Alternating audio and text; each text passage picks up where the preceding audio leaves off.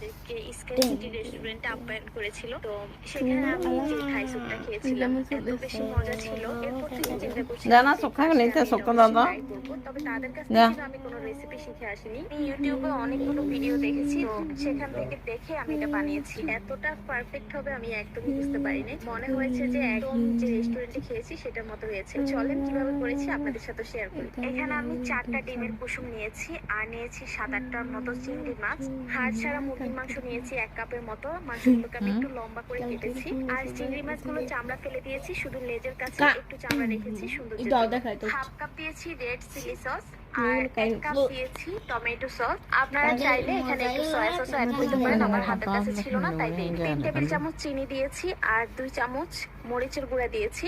আর এখন যেটা দেখাচ্ছি এটা হলো সবচেয়ে প্রয়োজনীয় একটা উপকরণ, এটা না দিলে আপনি থাই স্যুপের কোনো টেস্টই পাবেন না। এটা হলো লেমন গ্রাস, ভ্যান থেকে কিনে আমি এই গাছটা লাগিয়েছিলাম, এখন অনেক বড় হয়েছে। এটা যে কোনো সুপার শপে আপনারা কিনতে পাবেন। এরপর দিলাম কয়েক টুকরো আদা, এখানে থাই আদা দিলে আরো বেশি টেস্ট পাওয়া যায়, তবে আমার কাছে দেশি আদা ছিল আমি সেটাই দিয়েছি।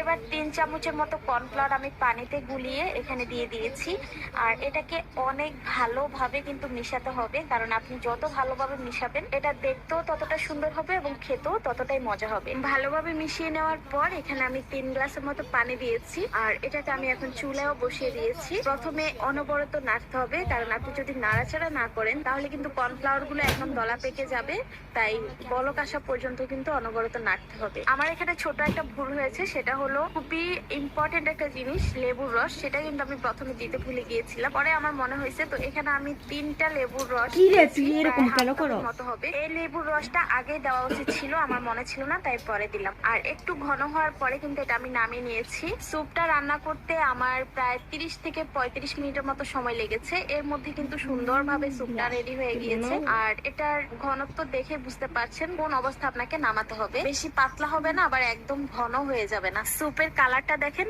কত সুন্দর এসেছে, খেতেও